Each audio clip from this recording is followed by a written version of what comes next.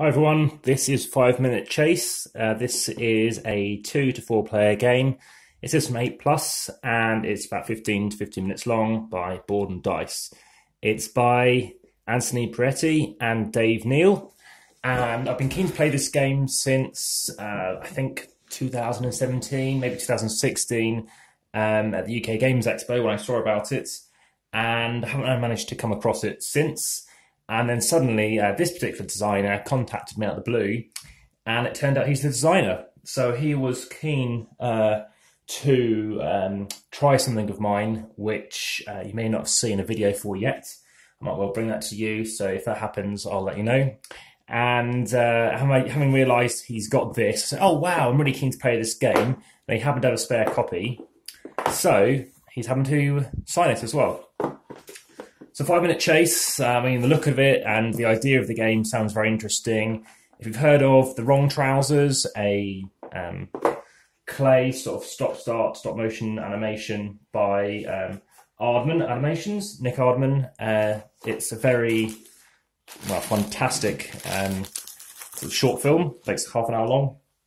And what I'm going to show you now is basically how you're going to play this game and review it.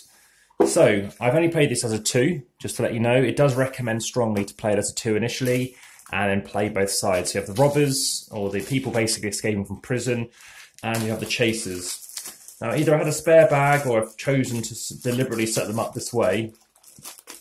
What you're going to have is certain tiles. These are red, these are going to be the starting tiles. So they're going to be 6. And then what you're going to do is, this is just a reference thing showing you how to put them together, but I'll be explaining that, so leave it off to the side.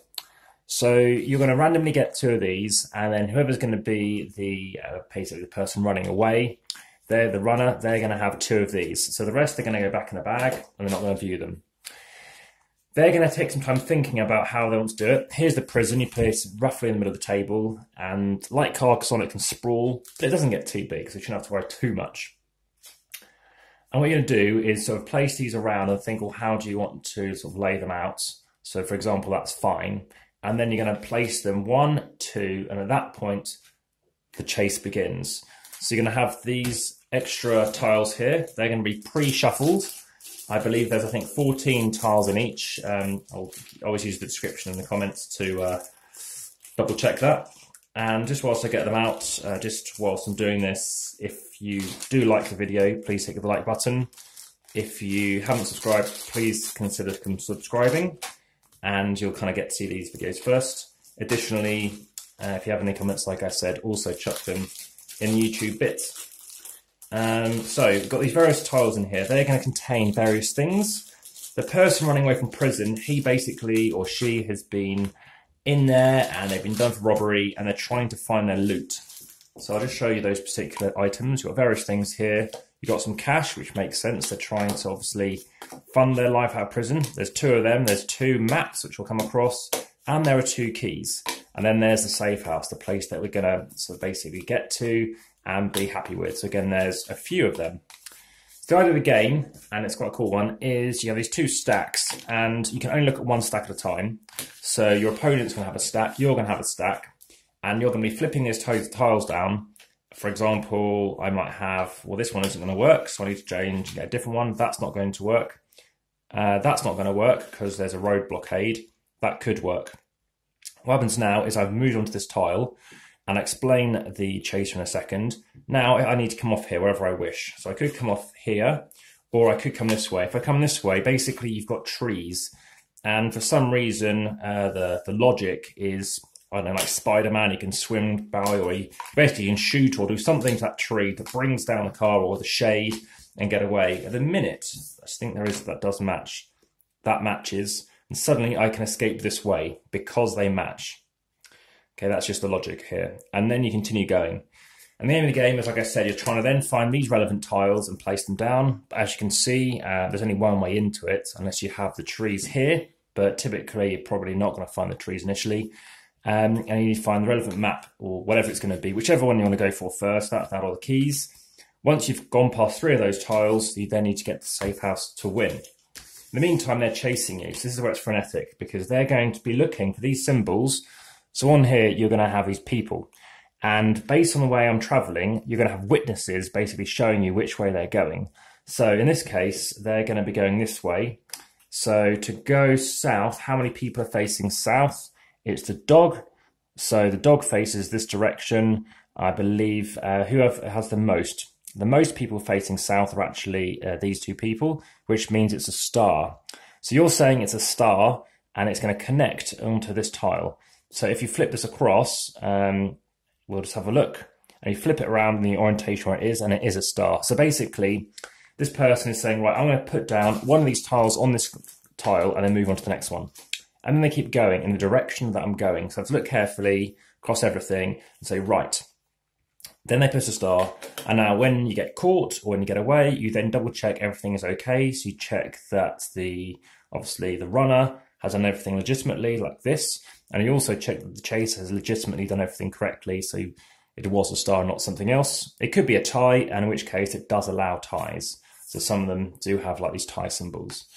Now, if you want me to double check anything like that, please let me know, I can do it. I think I'd also watched a video on this, and the rules are clear enough, but a video definitely helps. And hence this is why I'm doing this. Additionally, if it's a tie, then yeah, it's whoever maybe made a mistake first, that's what it is. If not, it's just a tie. But then you can flip over and the opponent goes. Now the other thing is if the chaser gets to this tile and this person hasn't placed another tile down, they're looking backwards. Because basically they've reached this tile and they say, right, can you double check? They're here, they've gone this way. So you're looking this direction, and again, you've got two dogs facing this direction. So it's either this symbol or this symbol.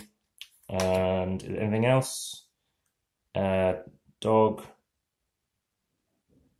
I think it's just a dog. Is that one? Oh no, the dog's the other direction. This is why I have to look really carefully. So the dog looks like it's the right way up, but it's the wrong way up. So is that dog there? And yeah, there it is. And then you do that, and then the game's over. I say over, the round's over, and then you continue, and this time again you flip it around, and you can play it a few times. Again, we could play with more players. Now, from what I've read online, people say there's too much of an advantage for the chaser when you only have two tiles, and there is a variant where you use 3 tiles instead, and apparently that's what Dave wanted too, but the publisher or somebody made a decision that they wanted to use 2. So that's how it is. Maybe it's the fact that, I don't know, making it harder just encourages people to do it. But yeah, that's basically the game. You can change the number of rounds you wish to play. And that is 5 Minute Chase. So what do I think of it? The rating on boardgamegeek when I last looked at it was 6.1. And it's similar to what I feel it is. It feels slightly more than a 6, but I think it doesn't merit a 7 for me, based on the fact that how likely and frequent I am to play it. It's a very quick game, which can be a good thing, but because it's just that or that. It's literally, you must get the keys, blah, blah, blah. It's not like get them in a certain order. It's very specific. You do need to make sure that you go this direction. So it's good. It really hones your senses to do that. But as much as I enjoy that, and I do like that, and that's why I do like it, and I wanted to play it, it's exactly as I expected it to be. And I like the colouring, and I like this idea. It's a very innovative idea of slowing people down. The minute, my rating, and I generally do up my ratings the more times I play something, if it's like that.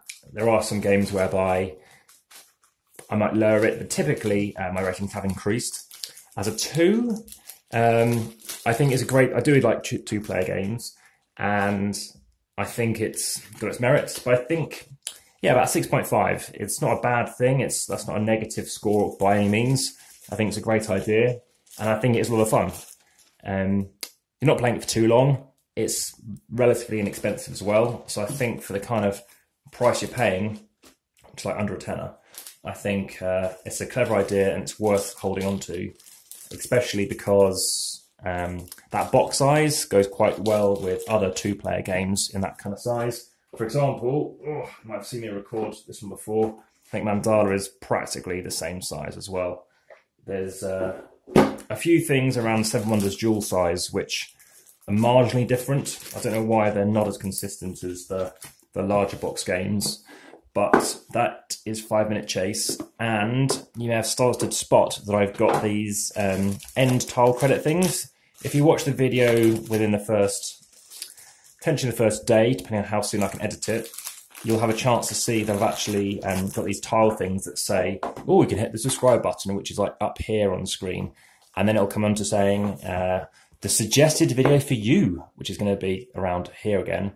And then after that, it'll then say that how to play, watch and review. And that's again around here. So I've got some more videos I'm going to be queuing up to record. I've got the Crown of Our promo, now I've played it. I've also got the Quicks expansions and Wizard. So 35383, that is 5-minute chase. Any questions, please ask. Thank you very much, and I'll record another one for you straight away. Take care, bye-bye.